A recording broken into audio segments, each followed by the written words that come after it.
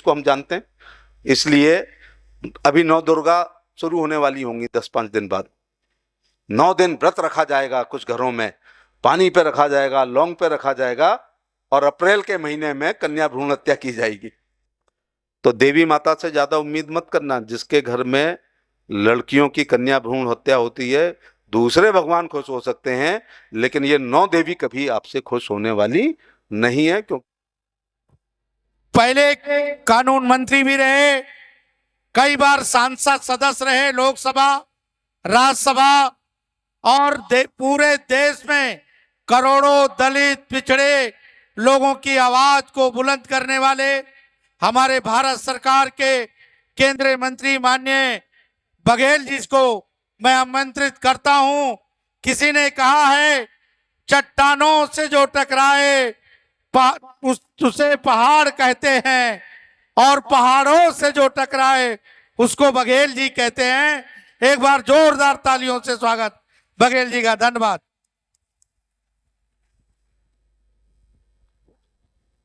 भारतीय बौद्ध संघ द्वारा अंतर्राष्ट्रीय महिला दिवस के उपलक्ष्य में और शिक्षा के अग्रदूत ज्योतिबाई फुले, महात्मा फुले की पत्नी और प्रथम शिक्षिका, महिला शिक्षिका सावित्रीबाई फुले के इस जन्म जयंती के दिन सामाजिक समरसता एवं महिला सशक्तिकरण महिला सम्मान समारोह आयोजित करने पर मैं भंते जी का और उनकी टीम का आभार प्रकट करना चाहूँगा। ऐसे मंच पर राहुल जी, श्रीमती ललिता शर्मा जी अभी हमारे बीच में अपनी बात कह के गई हैं, डॉक्टर आशा लाकड़ा जी, श्री कपिल खन्ना जी, विश्व हिंदू परिषद दिल्ली के प्रांत अध्यक्ष, हमारे साथ एमपी रहे दिनेश नावड़िया साहब, एडवोकेट राजेश कुमार, ज्ञानचंद गौतम जी, राजेश प्रजापति जी, श्री आदेश गुप्ता जी, सुरेश चंद्र वर्मा जी, सभागार में उपस्थित विभिन्न संगठनों से जुड़ी हुई महिलाएं, देवियों एवं सज्जनों, पत्रकार साथियों, 2 बजे से सदन है और मेरी रोस्टर ड्यूटी है, इसलिए मैं अपनी बात पहले कह के जा रहा हूं। और आज बहुत महत्वपूर्ण विषय पर पार्लियामेंट माननीय स्पीकर साहब के अविश्वास प्रस्ताव के ऊपर चर्चा हो रही है।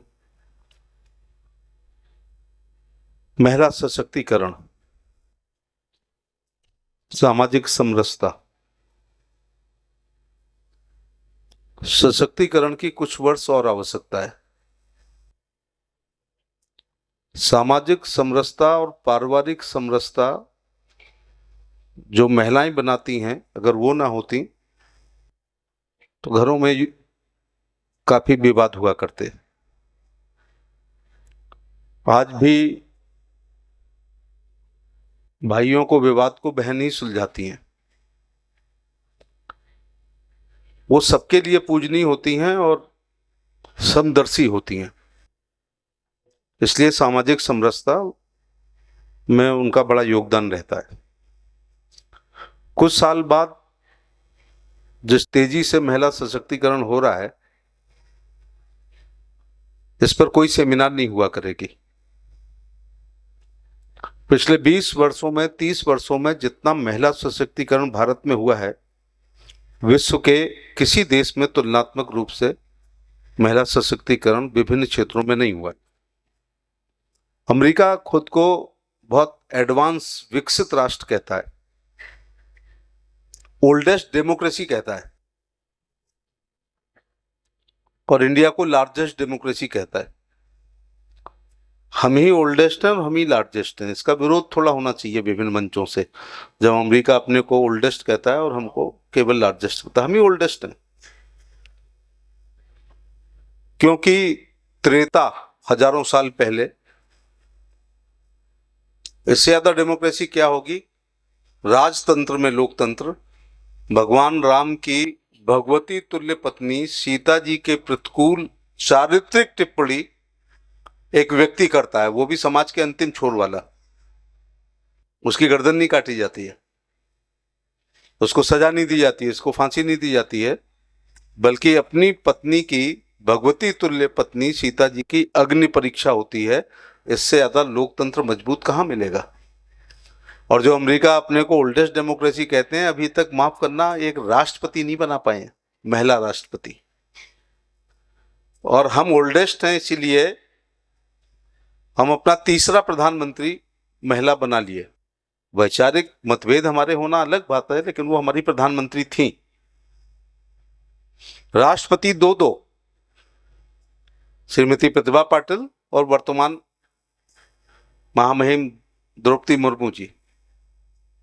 जब ये शब्द नहीं था, तब पहली राज्यपाल मेरे सूबे की, उत्तर प्रदेश की, सरोजिनी नायडू बन गई थी। और बहुत जल्दी 5-7 साल बाद ही गोविंद वल्लभ पंत पहले मुख्यमंत्री थे, मुझे लगता है सुचेता कृपलानी दूसरी मुख्यमंत्री थी। तो बहुत जल्दी यूपी जैसे सूबे की मुख्यमंत्री भी महिला बन गई। अब ऐसे याद करूं तो दिल्ली में ये दूसरी हैं, सुषमा जी बनी थी, अब रेखा गुप्ता है, मध्य प्रदेश में उमा भारती थी, राजस्थान में वसुंधरा जी थी, और बड़ी सफल मुख्यमंत्री हैं सब। गोवा में भी बन चुकी हैं, तमिलनाडु में अम्मा रही हैं, बंगाल में भी हैं, उत्तर प्रदेश में कई बार मायावती जी रही हैं। वित्त मंत्री इस समय हैं जो देश चला रही हैं, रक्षा मंत्री रह चुकी हैं, विदेश मंत्री रह चुकी हैं, शिक्षा मंत्री रह चुकी हैं, जिसमें रक्षा और विदेश दो बहुत बड़ी चीज है। और कितना महिला सशक्तिकरण चाहते हो, लेकिन हाँ, कॉमन महिला का भी नहीं हो पा रहा है। अंतर्राष्ट्रीय महिला दिवस पर सेमिनार है और बहुसंख्यक पुरुष मंच पर बैठे हैं। अब इसी से अंदाज लगा लो कि अभी कुछ मंचासीन लायक कमी है। अगर विभिन्न क्षेत्रों में महिला होती, लेकिन सशक्तिकरण हो रहा है। हमने जीके में पढ़ा था, who is the first lady IPS of India, Kiran Bedi. अब पढ़ना पड़ता है क्या, हु इज द सेकंड? ऐसा कोई बैच नहीं है जिसमें 10-15 महिला आईपीएस और आईएएस ना आ रही हैं, और कभी कभी तो टॉपर वही हो जाती हैं। निकट भविष्य में हम सुप्रीम कोर्ट में जज देखेंगे, वहां सब तय होता है कौन कब बनेगा। हाई कोर्ट में रह चुकी हैं, चीफ जस्टिस रह चुकी हैं। स्पोर्ट्स में अब बहुत लंबा भाषण हो जाएगा, पीटी उषा से शुरू करें तो अब तक आने में बड़ा टाइम लग जाएगा। अंतरिक्ष की बात करेंगे तो कल्पना चावला है।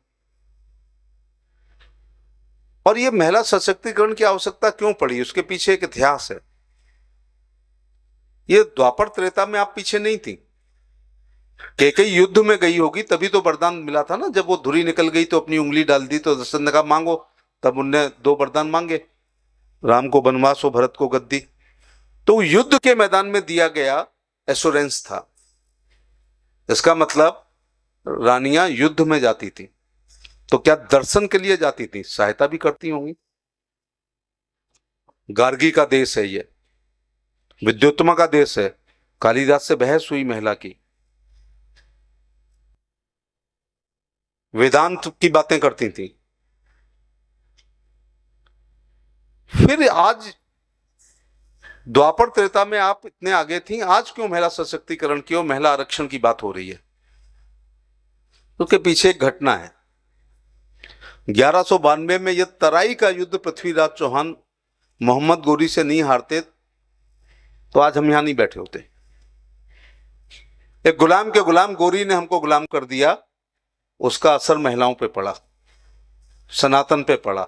भारत की सभ्यता, संस्कृति, धर्म, आध्यात्म, गीता, पुराण, महाभारत, उपनिषद, ऋचाएं, भारत की साहित्यिक, सांस्कृतिक, धार्मिक, आध्यात्मिक रीति रिवाज और परंपराओं पर भी असर पड़ा। सबसे ज्यादा पीड़ित कौन होता है? जो सबसे ज्यादा कमजोर होता है।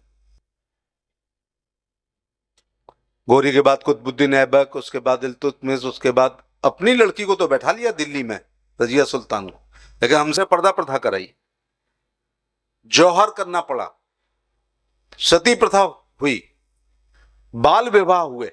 भाई जल्दी शादी करो, अपने बिगाड़ टालो, ससुराल वाले देखेंगे, इन मुगलों से रक्षा करना। पर्दा इसलिए रखो कहीं खूबसूरती पर निगाह पड़ जाए, उठा ना ले जाए। और सती इसलिए हुई कि पति के बाद रक्षा नहीं हो पाएगी। और जौहर इसलिए किया 12,000 14,000 रानियों ने अलाउद्दीन खिलजी से, बदमाश और कौन राजा रहा है चारित्रिक रूप से। जब फौज मारी गई तो यह हुआ कि फिर अब हमारा शरीर सुरक्षित नहीं रहेगा, उंगली जल जाती है तो कई दिन कष्ट होता है। और जौहर हुआ, ये सब किनकी वजह से हुआ? ये विदेशी आक्रांताओं की वजह से हुआ। तो सबसे ज्यादा गुलामी में सबसे ज्यादा पीड़ित अगर कोई हुआ है तो महिलाएं पीड़ित हुई हैं। इसलिए 800-700 साल जब दबाया गया है तो विकास बहुत तेजी के साथ होना चाहिए, और हो भी रहा है। मैं कुछ उदाहरण ये अभी मैंने दिए, लेकिन मैंने वो अपने समय देखा है कि राजा हरिश्चंद्र, देखा नहीं, राजा हरिश्चंद्र फिल्म बनी, धार्मिक फिल्म की हीरोइन के लिए, तारामती के लिए उसका डायरेक्टर दादा साहब फाल्के देश भर की लड़कियों के पास गए कि इसमें हीरोइन का काम कर लें। तो उन्होंने कहा नहीं नहीं, हम फिल्मों में काम नहीं करेंगे। और तब की फिल्में आज जैसी नहीं थी, तब एक लड़के को लड़की का रोल करना पड़ा। उसके 50 साल बाद मैं दिल्ली में आया एनसीसी की परेड में भाग लेने। अगले साल मैंने अपने कस्बे में परेड निकाली तो भारत माता की जरूरत पड़ी। मैं अपनी माँ की ऑफ वाइट बहुत बढ़िया साड़ी लिए घूमता रहा। मेरे कॉलेज की कोई लड़की भारत माता बनने के लिए तैयार नहीं हुई। और मैं एक अच्छे जिले की बात कर रहा हूँ, मध्य प्रदेश में गुना, अशोकनगर जिले की, कोई ऐसी बात नहीं है कोई बहुत पिछड़ा इलाका हो। उसी साल मैंने सेल्यूकस का रोल किया। तो रुखसाना का रोल करने के लिए, मैं साइंस कॉलेज का स्टूडेंट हूँ जिसमें लड़कियां साइंस पढ़ती थी, लेकिन कोई लड़की वो रुखसाना के रोल करने के लिए तैयार नहीं हुआ। तब भी फिर एक लड़के को ही उस लड़की का रोल देना पड़ा। अब आज की स्थिति देखो तो गेम 3 प्रकार के होते हैं, सिंगल, डबल, मिक्स डबल। तो सिंगल सारा मैं खेलता था, डबल में कोई लड़का हमारा पार्टनर होता था। मिक्स डबल के लिए, जिसमें बैडमिंटन में सर्विस करनी पड़ेगी, टेबल टेनिस और लॉन टेनिस, इन्हीं में मिक्स डबल होता है। मिक्स डबल के लिए कोई लड़की तैयार नहीं थी खेलने के लिए, जबकि मैंने कहा सर्विस जमीन में पटक देना, लेकिन मिक्स डबल की भी मैं ट्रॉफी उठाना चाहता हूं। आज मुंबई जाने वाली प्रत्येक फ्लाइट और रेल में, बाकी सब जाते होंगे लेकिन कुछ लड़कियां जरूर जाती हैं जो फिल्मों के लिए कोशिश करती हैं, टेलीविजन के लिए या फैशन के लिए वो काम करती हैं और गार्जियन लेके जा रहे हैं। और महिला सशक्तिकरण का इससे बड़ा उदाहरण क्या दूं मैं आपको। लेकिन जो मास्टर स्ट्रोक है, वो बहन जी पूरी योजनाएं बता गई हैं, गेहूं चावल से लेकर के विधवा विकलांग वृद्धावस्था पेंशन से लेके उज्ज्वला के सिलेंडर से लेके सब में, अभी नया सर्वाइकल कैंसर लगेगा लड़कियों को। लेकिन सबसे बड़ा सत्ता वो चाबी है जिससे दुनिया का हर ताला खुलता है। और उसी सत्ता में अगले पार्लियामेंट चुनाव में 33% तो अनिवार्य आएंगी। और यह सुषमा स्वराज जिंदा होती तो हो सकता है रिजर्व सीट पे ना लड़ती महिला की, तो यह संख्या 40 के आसपास जाएगी। तो सत्ता आपके हाथ में अगली लोकसभा में और आने वाली विधानसभाओं में आपके हाथ में है। 100 सुनार की और 1 लोहार की, ये तमाम काम एक तरफ हैं। और नरेंद्र मोदी द्वारा नारी शक्ति बंधन अधिनियम द्वारा आपको लोकसभा और विधानसभाओं में प्रवेश कराना सबसे बड़ा कारण है। तो सत्ता वो चाबी है जिससे दुनिया का ताला होता है, लेकिन याद रखना है, आप माए हैं, शिक्षा वो चाबी है जिससे जंग लगे हुए ताले खुलते हैं। और शिक्षा शेरनी का वो दूध है जो पीता है वो दहाड़ता है। और इसलिए ये 800 साल में अगर कोई शिक्षा से वंचित रहा तो महिलाएं रहीं। मेरी माँ वहां तक पढ़ाई गई जहां तक गांव में स्कूल था। मेरी दादी को पढ़ाई नहीं गया, मेरी नानी को नहीं पढ़ाया गया। और हमने भी अपनी बहन को वहां तक पढ़ाया, इसलिए आर्ट साइड दिलाई कि साइंस नहीं है वहां आसपास कहीं, इसलिए आर्ट साइड पढ़ो क्योंकि विद्यालय नजदीक है और साइंस कॉलेज जिले में बहुत दूर है। बताइए। और जबकि उस समय नैतिकता थी, बहुत ज्यादा वो दिक्कत नहीं थी। लेकिन और एक विवादित बात हो सकती है लेकिन कहूंगा जरूर, चैरिटी बिगिंस फ्रॉम होम। महिलाओं के लिए आप महिलाएं पहले आगे आओ। मैं गांव का रहने वाला हूं, दिल्ली में भाषण मेरा बड़ा ठीक नहीं होता है। 5 स्टार में खासतौर से लोग कहते हैं व्हाट ए स्टूपिड स्पीच। तो मैंने मैडम से पूछा कि गांव गए आप कभी? नहीं। दिल्ली, मुंबई, कलकत्ता, मद्रास और दुनिया और यूरोप और अमेरिका देखा है, गांव देखे ही नहीं उनने। तो भारत को वही जानता है जो गांव में पैदा हुआ है। तो लड़की को गिलास, लड़का को जब गिलास दूध का दिया जाता है गांव में तो बड़ा वाला गिलास, और लड़की को छोटा वाला गिलास। कुछ लोग कहेंगे हाँ हो रहा है, अभी भी है। और लड़के के में मलाई आ रही है तो आने दो, लड़की में आ रही है तो मलाई को रोक देती हैं। तो ये दूध बांटने का काम पुरुष नहीं करते हैं, दूध बांटने का काम घर में महिलाएं करती हैं। दूसरी,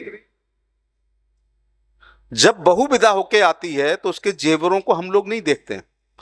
उसके जेवर को फिजिकल बैलेंस अपने हाथ पे बनाते हुए व्यंग करती हैं आप लोग। और साड़ी के ताना बाना को हम लोग नहीं देखते हैं कि क्या दहेज लेके आई है। उसको भी जेठानी, नंद और सास, ये तीन पहले ही दिन उसको हीन भावना से ग्रसित कर देती हैं। तो जरा अपने आप में भी सुधार करिएगा। मैं एक घर में बैठा हुआ था, उसी समय 2 बच्चे 3 किलोमीटर गांव से स्कूल से चल के आए। बहन थी 5 साल की और भाई था 8 साल का। बराबर गर्मी, बराबर दूरी, बराबर पैदल चल के आए। जैसे ही घर में आए तो माँ ने कहा, 5 साल के बच्चे से कहा 8 साल वाली बहन के लिए जा पानी लेके आ। तो मेरे कान तरस रहे हैं ये सुनने के लिए कि जा बहन के भाई के लिए पानी ला, भाई के लिए पानी लाए कहा उन्होंने। कहना यह चाहिए था कि बहन के लिए, नहीं मैं उल्टा कह रहा हूं, बच्चा 5 साल का है, उसको कहा गया तू पानी ला, उसको पानी पिला बहन। तो ये बात ठीक नहीं है। यहां बेटी 8 साल की है तो कहना चाहिए, जबकि आजकल मैंने कहा आप ऐसा क्यों कर रही हो, नहीं इसको ससुराल जाना इसलिए ट्रेन कर रहे हैं। तो मैंने कहा जब इसकी शादी तुम्हारे लड़के की होगी तब तलाक का रेशियो जो होगा उसमें यह भी होगा कि ये घर में काम नहीं करता है, ये चाय में सहयोग नहीं करता है, ये बर्तन में सहयोग नहीं करता है। तो जरा अपने बच्चे को भी ये ट्रेनिंग देना शुरू कर दो, यह शादी को अच्छे तरीके से चलाते हैं, उसको भी घर के काम जरूरी है। तो मुझे लग रहा है कि बड़ी बात, ज्यादा लंबी बात हो रही है, लेकिन इस सदन को तय करना चाहिए कि कन्या भ्रूण हत्या 21वीं शताब्दी में नहीं होनी चाहिए। अस्पतालों में लिखा होता है यहाँ अल्ट्रासाउंड नहीं होते, तो मुझे शक लगने लगता है कि ये लिखने की जरूरत क्या है।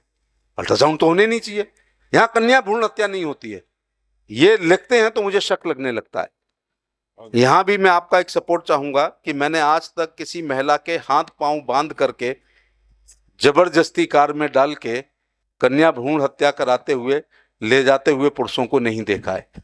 यहाँ भी आपकी सहमति होती है। मेरी जब पहली बेटी पैदा हुई तो मैंने एक घड़ी नर्स को दी कि मुझे जो भी बच्चा हो उसका टाइम एग्जैक्ट बताना, क्योंकि मेरा टाइम मुझे नहीं पता है। तो वो मुंह लटकाते हुए आई और घड़ी को बाहर लेते हुए आई कि लड़की पैदा हुई है। तो मैंने कहा तुझे शादी करनी है क्या? ये घड़ी मैंने समय के लिए दी है, साथ में उपहार भी दे दूंगा, चाहे लड़का हो या लड़की हो।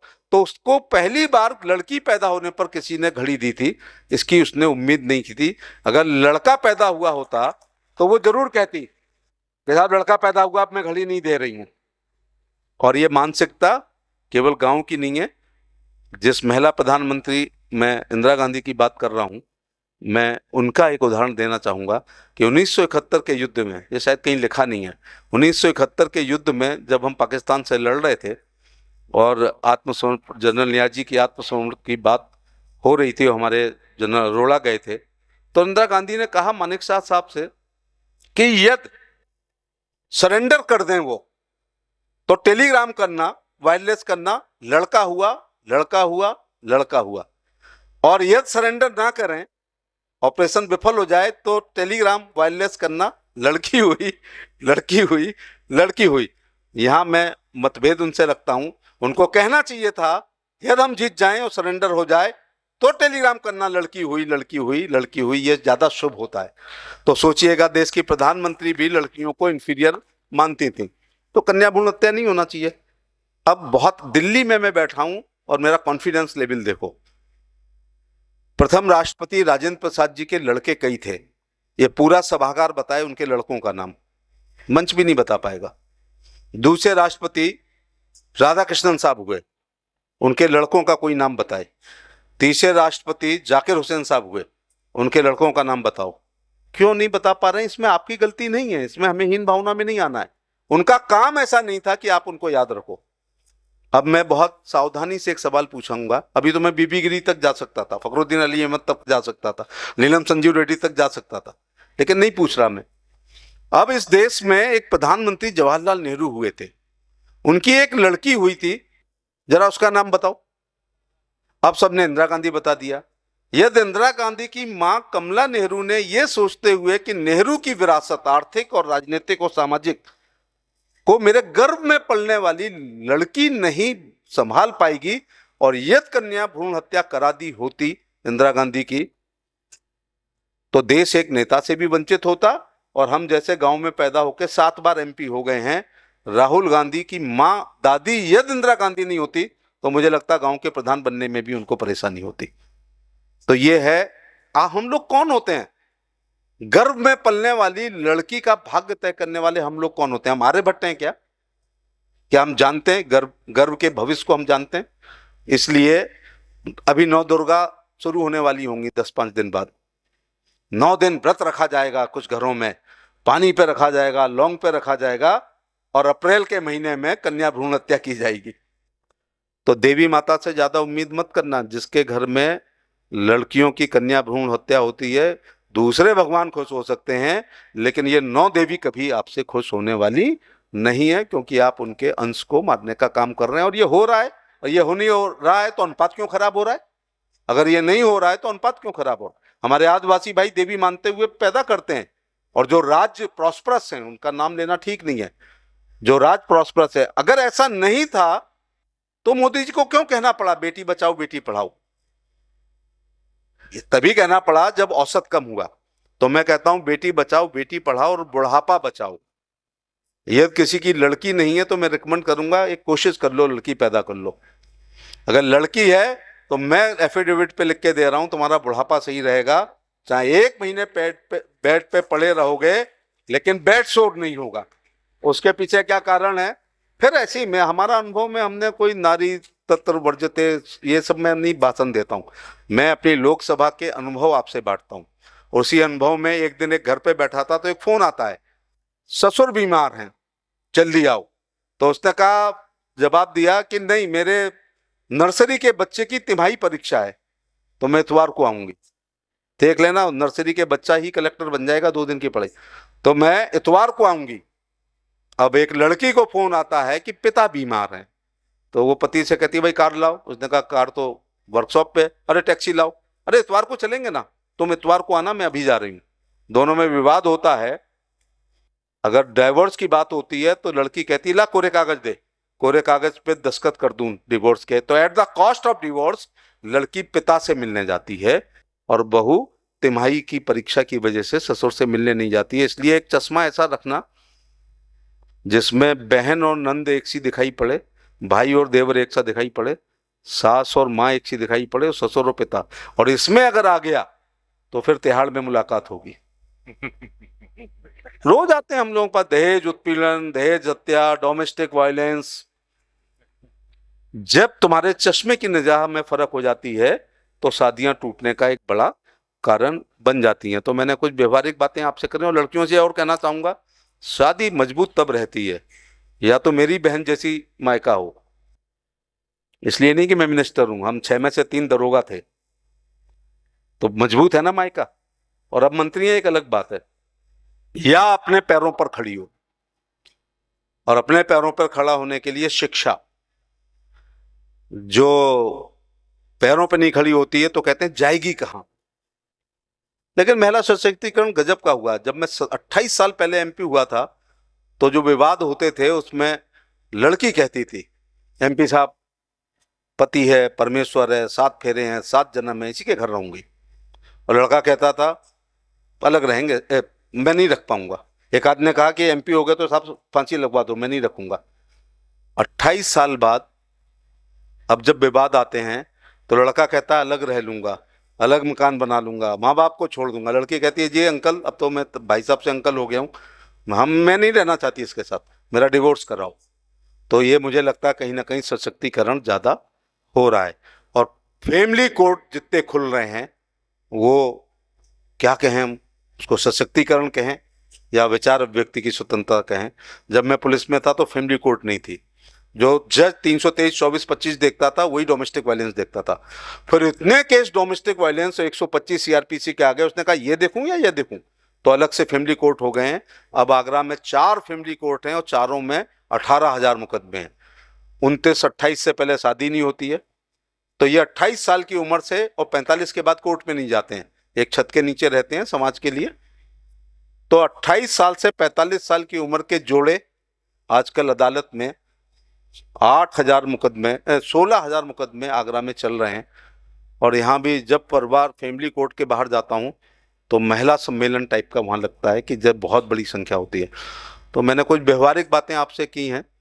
पहली तो शिक्षा पे ध्यान देना, और दूसरा अपने पैरों पर खड़े होइएगा, और तीसरा गार्जियन से कहना चाहूँगा, मेरी माँ के बाल ऐसे थे कि 4 महिलाएं धुलाती थी इतने, अगर वो फैशन शो में चली जाती तो उठा के लाती ना ट्रॉफी।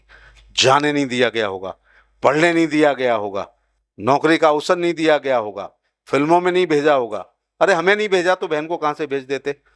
इसलिए अब अपने बेटे और बेटी को समान रखो, और वो जो बनना चाहती है, वो फिल्मों में जाना चाहे, वो टेलीविजन में जाना चाहे, वो फैशन में जाना चाहे, वो पुलिस में जाना चाहे, वो फौज, पहले तो एक बार टीचर बन जा, बैंक और टीचर बन जा। नर्स कोई बनती थी तो उस पर भी पता नहीं कैसा फप्तियां कसते थे। तब पहले था केवल अध्यापका बन जाओ, लेकिन अब यह है। मैं प्रधानमंत्री का धन्यवाद देना चाहूँगा, CRP, BSF, ITBP, CISF, RPF में आपका 33% आरक्षण कर दिया है। इसलिए तीसरी लड़की पैरामिलिट्री फोर्स में लड़की होगी, और यूपी ने जुडिशरी में भी आरक्षण कर दिया है। और अब तो सारी बातें छोड़ो ना, अब तो आप 33% कम से कम एमपी होंगी, कम से कम एमएलए होंगी, और दिल्ली जो राजनीतिक राजधानी है वो भी आपके हाथ में है, महिला के हाथ में। मैं इन शुभ बनते जी का धन्यवाद, एक करेंट विषय पर उन्होंने इस सेमिनार को रखा, और कुछ लोगों को अवार्ड भी देंगे जिन्होंने विभिन्न क्षेत्रों में अच्छा किया होगा। मैं माफ़ी चाहूँगा, मुझे पर्ची, वैसे पर्ची संचालक देता है, यहाँ पर्ची मेरा स्टाफ दे रहा है कि 2 बज रहे हैं, अब आपको चलना चाहिए। धन्यवाद, विदा लेता हूँ।